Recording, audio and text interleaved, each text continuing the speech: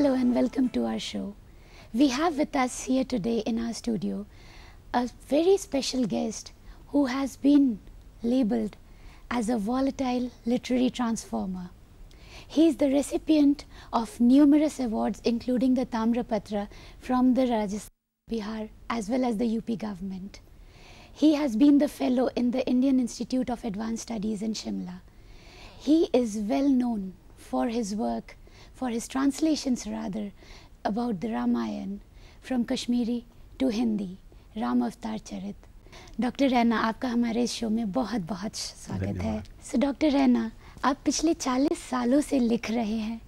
So what inspired you to become an writer? मैंने कश्मीर विश्वविद्यालय से एमए किया है 1962 में. फिर रिसर्च या पीएचडी करने के लिए मैं कुरुक्षेत्र यूनिवर्सिटी आया, क्योंकि उस ज़माने में उस समय वहाँ कश्मीर विश्वविद्यालय में शोध करने की सुविधा नहीं थी. So I came down to Kurukshetra university. Kashmiri और हिंदी कहावतों का तुलनात्मक अध्ययन ये मेरा विषय था. फिर रिसर्च वगैरह कंप्लीट हुई तो नौकरी की तलाश शुरू हुई. राजस्थान पब्लिक सर्विस कमीशन से मेरा सिलेक्शन हुआ as lecturer in Hindi. Government college Nathdwara Udaipur के पास है, प्रभु श्रीनाथ जी की नगरी है. मेरा पोस्टिंग हुआ, मैं 10-12 साल रहा वहाँ.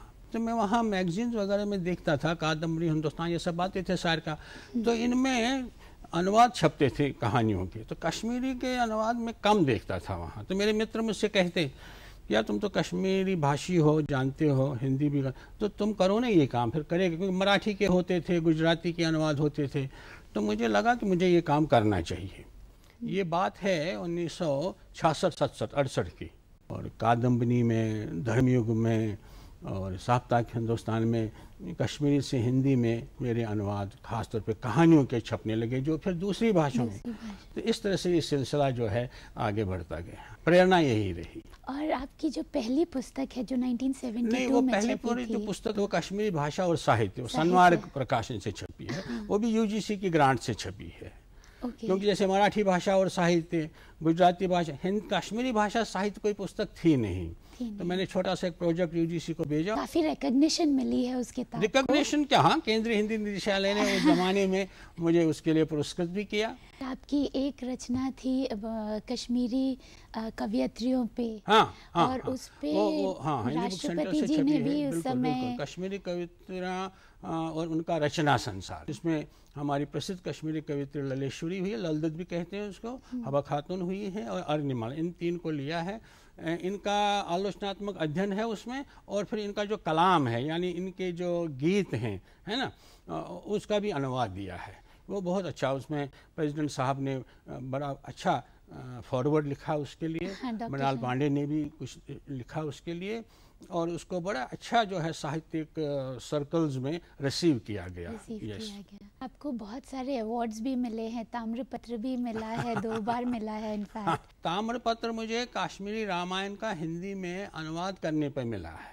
अच्छा. मैंने केवल अनुवाद ही नहीं किया उसका, मैंने लिपंतर भी किया है. क्योंकि मूल पर्शियो अरबिक जो हमारी लिपि है कश्मीरी की, उसको देवनागरी में कन्वर्ट किया. बिल्कुल वैसे ही जैसे अगर आपने गीता प्रेस गोरखपुर की कोई किताब देखी हो, ऊपर मूल होता है, नीचे फिर अनुवाद देते हैं, उसी तरह उनने छापा.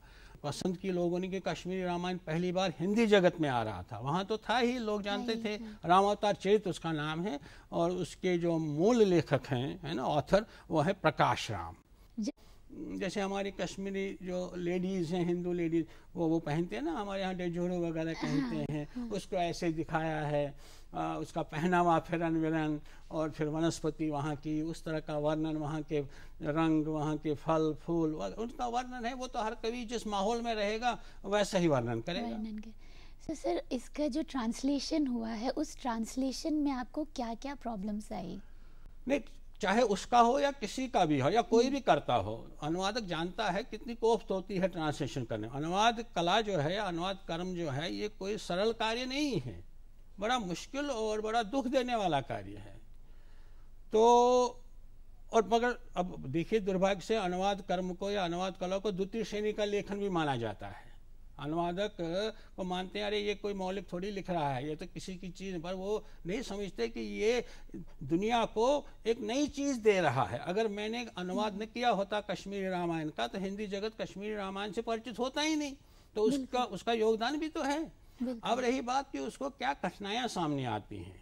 कठिनाइयाँ बहुत हैं। कभी कभी शब्द नहीं मिलते, जो वहाँ प्रचलित शब्द हैं उनके इक्वलेंट हिंदी में नहीं मिलते हैं, क्योंकि हर भाषा की, आप जानती होंगी, अपनी संस्कृति होती है।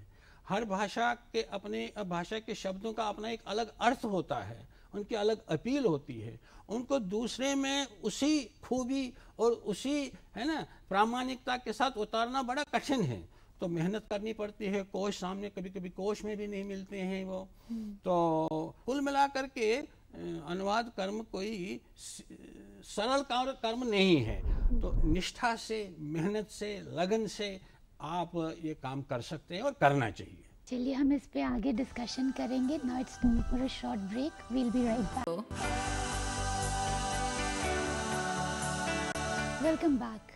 We are in conversation with Dr. Shibban Krishnan Raina.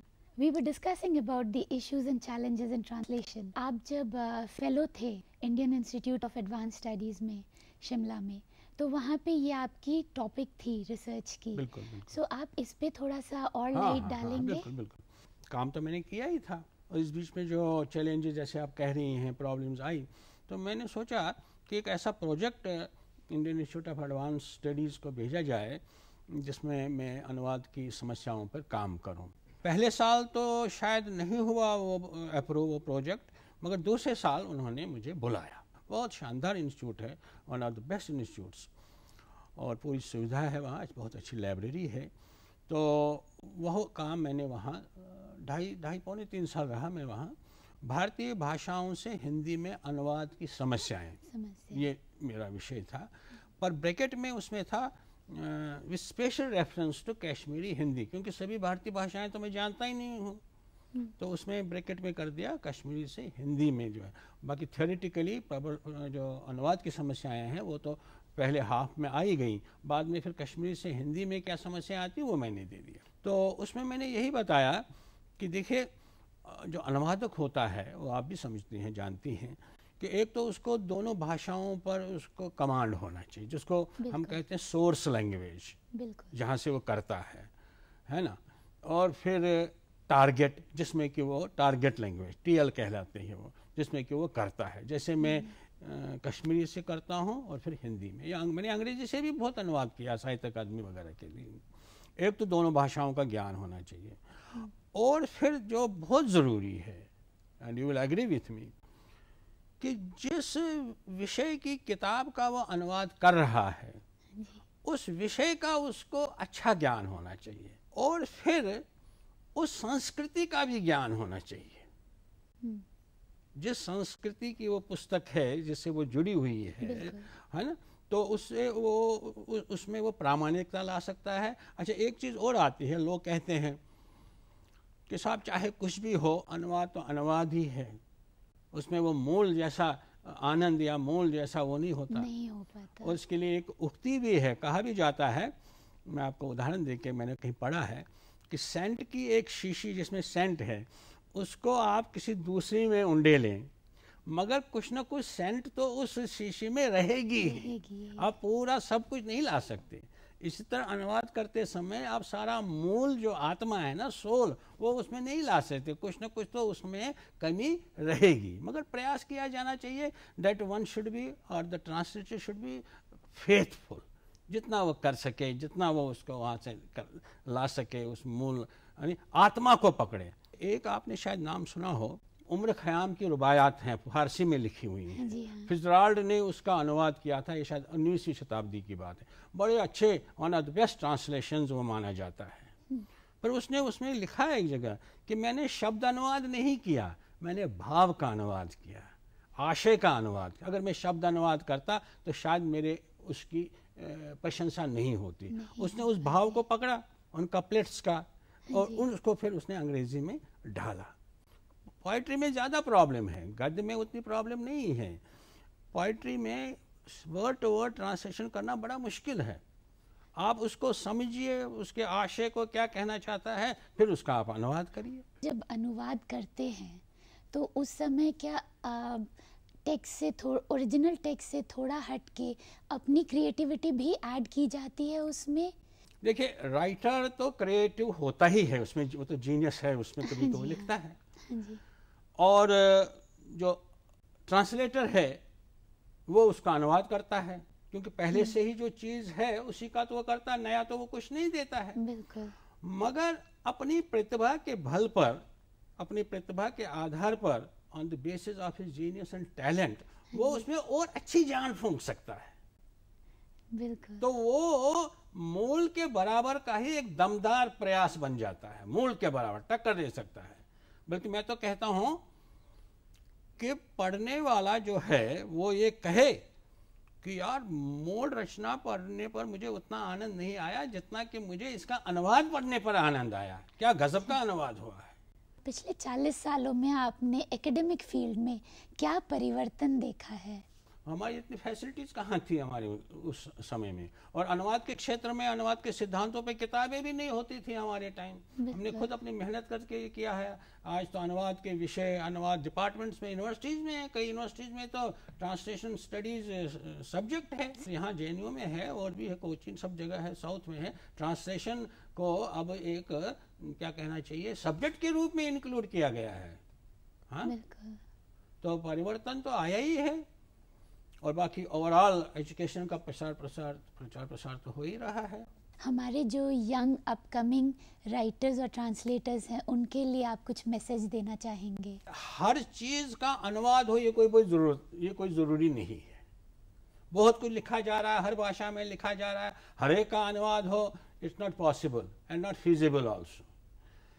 केवल उस कृति या उस रचना का अनुवाद किया जाना चाहिए जो बहुत चर्चित हो, जो बहुत चर्चित नहीं, जिसकी का अच्छा प्रचार हो, जिसके बारे में बराबर रिव्यूज आ रहे हो कि ये बहुत शानदार किताब है।